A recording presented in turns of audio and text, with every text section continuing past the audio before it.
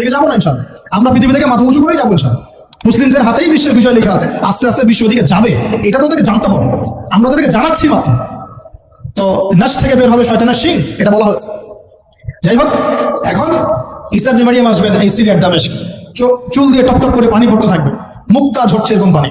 তার নিঃশ্বাস যতদূর পর্যন্ত যাবে ততদূর পর্যন্ত কাফেররা মুক্ত থাকবে। সুবহানাল্লাহ। এমনকি তিনি খুঁজতে খুঁজতে দাজ্জাল পর্যন্ত আসবেন, দেখবেন যে মুসলিমদেরকে অবরুদ্ধ করে রাখা হয়েছে, বলবেন দরজা খুলে দাও, নামাজের ওয়াক্ত হবে, আজান দেওয়া হবে, ফজরের ওয়াক্ত।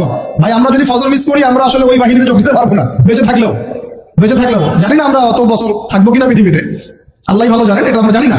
কিন্তু এই বিজয় সুবহে সাদিকের সময় লেখা আছে।